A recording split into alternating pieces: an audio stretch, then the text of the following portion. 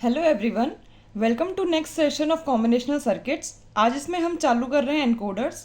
Encoders decoders के just reverse होते हैं। डिकोडर्स क्या करते हैं, 2x4 होते हैं डिकोडर्स। 2 बिट इनपुट को 4 बिट आउटपुट में चेंज करते हैं, डिकोड कर देते हैं। वहीं एनकोडर्स क्या करते हैं, 4 बिट इनपुट को एनकोड करते हैं 2 बिट आउटपुट में।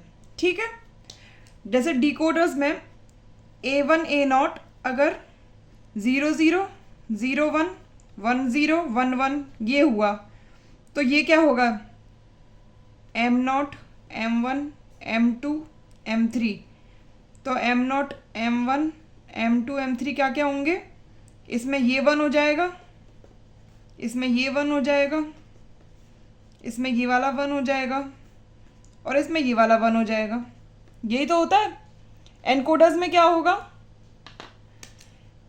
एनकोडर्स में इनको मान लेते हैं D0 D1 D2 D3। ठीक है, D0 D1 D2 D3 और ये E0 और E1।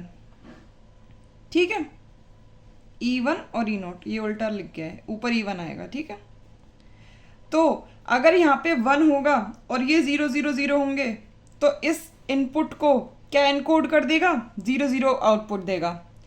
अगर ये होगा, ये इनपुट में दिया गया होगा, 4 अगर इनपुट में दिया गया होगा तो क्या एनकोड कर देगा, 0 1।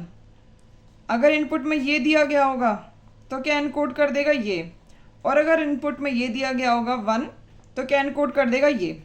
ठीक है, लेकिन 4 बिट में तो और भी कॉम्बिनेशंस होते हैं, 2 की पावर 4 होते हैं ना कॉम्बिनेशंस, टोटल 16 कॉम्बिनेशंस होते हैं।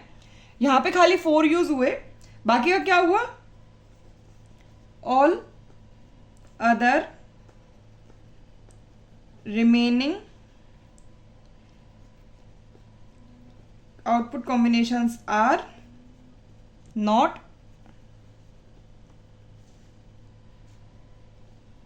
डिफाइंड। ठीक है, बाकी कॉम्बिनेशंस डिफाइंड नहीं है। ठीक है, अब देखते हैं ये जो है E1 कहाँ पे 1 है, एक तो यहाँ पे 1 है और एक यहाँ पे 1 है। मतलब क्या क्या ऑन है, एक तो D2 और एक D3 है ना। E0 कहाँ पे ऑन है, एक तो यहाँ पे और यहाँ पे। ये क्या ऑन है, D1 और यहाँ पे क्या ऑन है, D3। तो इक्वेशंस क्या बन जाएंगी, E1 की D2 प्लस D3 और E0 की D1 प्लस D3 है ना। अगर हम इसका सर्किट बनाएंगे कि एनकोडर में अगर इनपुट देते हैं D0 से लेकर D3 तक और आउटपुट E0 और E1 आते हैं तो क्या होता है, अंदर सर्किट क्या होता है, D0 तो है ही नहीं किसी में, E0 में क्या क्या आ रहा है, D1 प्लस D3। D1 लेंगे और D3 लेंगे, इन दोनों का और कर देंगे और पास कर देंगे। ठीक है, और क्या लेंगे, E1 के लिए D2 लेंगे और D3 लेंगे, इन दोनों का और कर देंगे और पास कर देंगे। ये है अंदर का सर्किट। ठीक है, आगे हम देखते हैं, ये था 4x2 और कौन कौन से होते हैं, 8x3 है ना। 8x3 देख लेते हैं, 8x3 कैसे बनेगा, एक बॉक्स 8x3 मतलब 8 इनपुट्स, 1 2 3 4 5 6 7 8 8 इनपुट्स और 3 आउटपुट्स। ठीक है, ये है 8x3। अब क्या करेंगे, इसकी ट्रुथ टेबल बनाएंगे, D0 D1 D2 D3 D4 D5 D6 D7, ये 8 हो गए इनपुट्स। और आउटपुट्स क्या लें हम लोग, E2 E1 E0, ये एनकोडेड आउटपुट्स है ना, इस वजह से E में लिया है। ठीक है, अब देखते हैं 1 0 0 0 0 0 0 0 0 1 0 0 0 0 0 0 0 0 1 0 0 0 0 0 0 0 0 1 0 0 0 0 0 0 0 0 1 0 0 0 0 0 0 0 0 1 0 0। और कहाँ पे 1 आएगा, यहाँ पे 1 आएगा। यही इनपुट डिफाइंड है, बाकी के अगर आएंगे तो वो एनकोड नहीं करेगा। अगर ये इनपुट पे दिया जाएगा तो क्या आएगा, 0 0 0 इस पर 0 0 1 0 1 0 0 1 1 1 0 0 1 0 1 1 1 0 1 1 1। ठीक है, समझ में आ गया। अगर हम एक्सप्रेशन निकालते हैं E2 का क्या क्या है, D4 D5 D6 D7 E2 का, ठीक है। और E1 का क्या क्या है, D2 D3 D6 और D7। और E0 का ऑल्टरनेटिव है D1 D3 और D5 और D7। ठीक है, यही लिखेंगे हम आगे। क्या इक्वेशंस बनेंगी 8x3 एनकोडर्स की, देख लेते हैं क्या इक्वेशंस बनी है। E2 is equals to D4 plus D5 plus D6 plus D7। E1 की क्या बनी है, D2 plus D3 plus D6 plus D7। E0 की क्या बनी है, ऑल्टरनेटिव है D1 plus D3 plus D5 plus D7।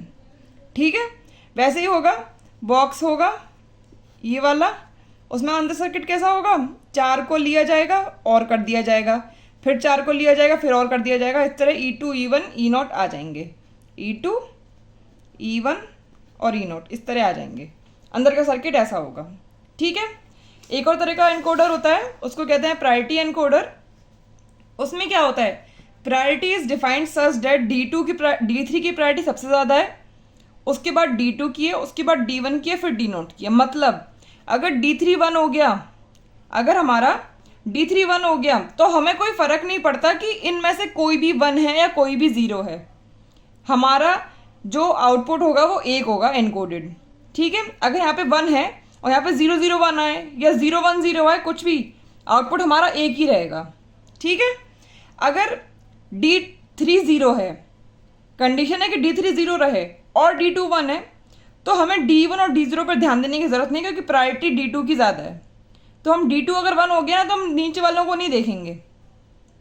वैसे ही अगर ये दोनों 0 हैं और ये 1 है तो हम D2 को नहीं देखेंगे कि 0 या 1 है। ठीक है, ये जो टेबल है इस हिसाब से बनी है। अगर सारे ही 0 हो गए तो वैलिड ही केस नहीं है ना, तो मतलब E2 और E1 डोंट केयर बना देंगे हम लोग, और वैलिड नहीं है तो V को क्या कर देंगे, 0। ठीक है, अब अगर D0 1 है, ये 1 है, बाकी सब 0 होने चाहिए।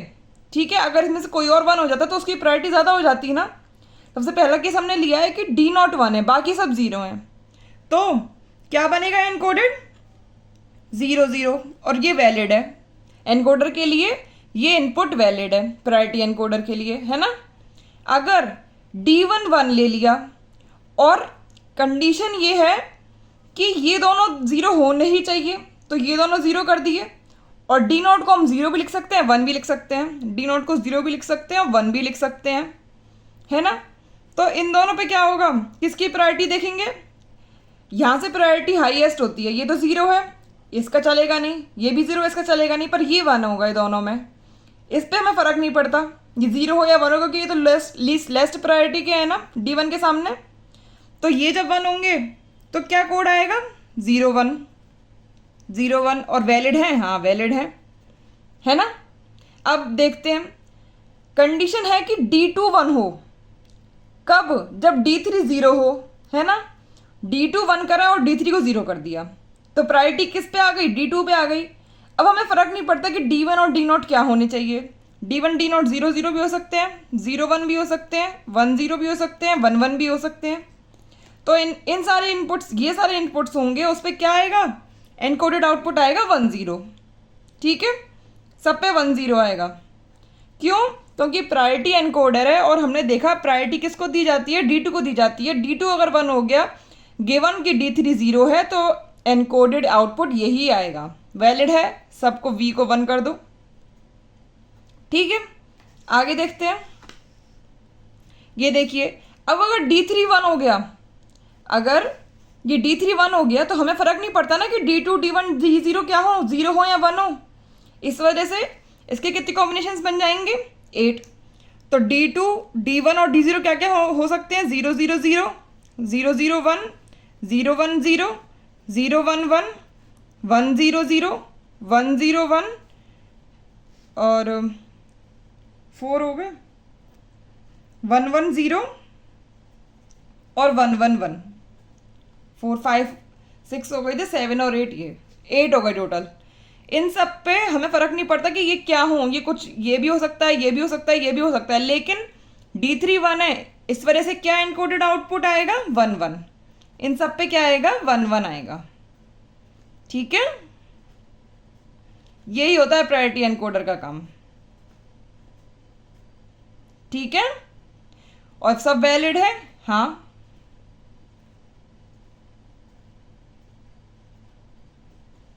ठीक है, तो क्या है ये 4 input 2 output 4x2 priority encoder है ना। ये हम लोग क्यों इस तरह लिख लिया है हमने, 0 1 2 3 4 से लेके 16 तक डायरेक्ट क्यों लिख लिए हैं, क्योंकि अब हम क्या करेंगे, ट्रुथ टेबल बनाएंगे, के मैप ये ट्रुथ टेबल है, इसका के मैप बना के एक्सप्रेशन निकालेंगे। इसमें हमें डिफिकल्टी रहेगी कि 1 कहाँ है, ये तो 0 है, यहाँ पे 8 आ गया, 4 आ गया, तो अब हम डायरेक्ट इसमें देखेंगे, इसमें से E1 E0 निकालेंगे, फिर के मैप में डालेंगे और एक्सप्रेशन निकाल लेंगे ई का, E1 का और E0 का, दोनों का। ठीक है, देखते हैं 0 0 0 0 ये क्या, उस पर क्रॉस क्रॉस है, और V क्या है 0 है। इसमें प्रायोरिटी क्या है D3 है, उसको देखने की जरूरत ही नहीं है, डायरेक्ट इसको देख लेते हैं। प्रायोरिटी क्या है D3, तो क्या आउटपुट होगा 1 1। इसमें प्रायोरिटी D2, क्या आउटपुट हो गया 1 0। इसमें प्रायोरिटी D3, आउटपुट क्या हो गया 1 1। इसमें प्रायोरिटी क्या है D1, मतलब 0 1। इसमें प्रायोरिटी D3, इसमें 1 1। इसमें प्रायोरिटी D2, ये क्या है 1 0। इसमें प्रायोरिटी D3 1 1। जिसमें प्रायोरिटी D0 है, ये वाला केस है 0 0, है ना। इसमें क्या है प्रायोरिटी D3 1 1। इसमें प्रायोरिटी D2 1 0। इसमें D3 1 1। इसमें क्या है D1 0 1। इसमें D3 है, मतलब 1 1। इसमें क्या है D2 मतलब 1 0। इसमें 1 D3 है 1 1 1, ये वाला लास्ट वाला केस है, इसका 1 1, और ये सारे वैलिड होंगे, सब पे 1 आ जाएगा। ठीक है, वैलिड है, सब में 1 आ जाएगा, बस 0 0 0 वाले पे वैलिड नहीं होता है, उस पर E0 E1 0 0 हो जाते हैं। ठीक है, अब देखते हैं समझ में आया आपको ये, या फिर हम इसको इस तरह भी लिख सकते हैं। कैसे लिखा है मैंने, D3 अगर 1 हुआ तो E1 E0 0 1 1 हो जाएगा। D2 अगर 1 हुआ और D3 0 होना चाहिए तो E1 E0 1 0 हो जाएगा। D1 अगर 1 हुआ और D3 0 होना चाहिए और D2 भी 0 होना चाहिए तो E1 E0 0 1 हो जाएगा। और अगर D0 अगर 1 है और D3 D2 D1 सारे 0 हैं तो E0 E1 क्या होगा 0 0 हो जाएगा। ठीक है, यही तो सिखाए ना, इस टेबल से भी यही सीखा, इस टेबल से भी यही सीखा है। अब इस टेबल को यूज़ करेंगे हम लोग किस में, के मैप बनाने में। ठीक है, देख लेते हैं। ये है प्रायोरिटी एनकोडर का बॉक्स, ये है 4x2, ये तो वैलिड का पॉइंट है। ठीक है, ये 4x2 है। अब देखते हैं E1 में कौन कौन से मिन टर्म्स आ रहे हैं, यहां से देखेंगे, देखते हैं E1 ये क्या, कौन कौन से मिन टर्म्स आ रहे हैं इसमें, ये लिखेंगे हम लोग। देखते हैं E1 में क्या क्या है। 0 नहीं है, 0 तो डोंट केयर है, उसको बाद में लिखेंगे हम लोग, पहले जो 1 1 है वो लिखेंगे। 1 2 3 4 नहीं है, 5 6 7 8 नहीं है, 9 10 11 12 नहीं है, 13 14 15। ठीक है, 13 14 15 प्लस डोंट केयर में कौन सा आ जाएगा, 0 आ जाएगा। डोंट केयर है ना, यहाँ पे क्रॉस लगा हुआ है ना, इसलिए। अब दूसरा देखते हैं E2 में क्या क्या मिन टर्म्स होंगे। E2 के मिन टर्म्स देखते हैं, सॉरी E1 और E0। ठीक है, E0 के क्या क्या मिन टर्म्स होंगे। E0 ये क्या, ये तो डोंट केयर बाद में लिखेंगे। ये क्या है 1 2 नहीं है, 3 4 5 6 नहीं है, 7 8 नहीं है, 9 10 नहीं है, 11 कहाँ गया, 10 नहीं है, 11 12 13 14 नहीं है और 15, ठीक है। और डोंट केयर आ जाएगा एक, क्योंकि यहाँ पे क्रॉस लगा हुआ है ई नोट पे। अब इसको के मैप में डाल लें, देखते हैं के मैप में क्या क्या वेरिएबल्स लेते हैं। D not D1, D not और D1 लेंगे और D2 D3 लेंगे। D2 D3 0 0 0 1 1 1 1 0 0 0 0 1 1 1 1 0 है ना। 0 पे क्रॉस 0 1 2 3 4 नहीं है, 5 6 7 8 नहीं है, 9 8 नहीं है, 9 10 11 12 नहीं है, 13 14 15। ये ऐसे बना है। इसकी पेयरिंग कैसे करेंगे हम लोग, पेयरिंग कैसे होगी इसकी, एक तो ये बन जाएगा ग्रुप, ठीक है, एक ये बन जाएगा। हाईएस्ट पॉसिबल ग्रुप बनाना है ना, इस वजह से हमने ये लिया है। क्या नाम होगा इसका, इस ग्रुप का क्या नाम होगा। इसमें डी नॉट और D1 तो पूरे पूरे यूज्ड है। क्या यूज है इस इन दोनों में से, D2 E1 is equals to D2 plus इसमें डी नॉट D1 पूरी यूज्ड है, इसमें से क्या यूज है D3 E1 क्या है D2 प्लस D3, ठीक है। दूसरा बनाते हैं, देखिए 0 तो डोंट केयर है, पहले लेबलिंग कर देते हैं। D not D1 D2 D3 0 0 0 1 1 1 1 0 0 0 0 1 1 1 1 0। अब करते हैं 0 1 2 3 4 5 6 7 8 9 10 11 12 13 14 15, इस तरह बनेंगे ये, ठीक है। इसमें कैसे लेबलिंग, इसमें कैसे होगी पेयरिंग, एक तो ये पूरा दिख रहा है हमें 8 का ग्रुप। अब इसका क्या करें, इससे पेयर, ये तो 6 का तो बनता नहीं है, 2 की पावर में ही बनता है ना, 4 का बना देते हैं एक, ये बन गया। डोंट केयर को तो हमें करने की ज़रूरत पड़ी ही नहीं है ना। क्या आंसर आएगा ई नॉट का, इसका क्या नाम होगा, डी नॉट D1 तो दोनों यूज्ड है, बाकी D2 पूरा यूज्ड है, D3 आंसर आएगा प्लस इसका क्या आंसर आएगा, इसमें डी नॉट दोनों यूज्ड है, D1 और इन दोनों में से D2 का बार, ये आंसर आएगा, ठीक है।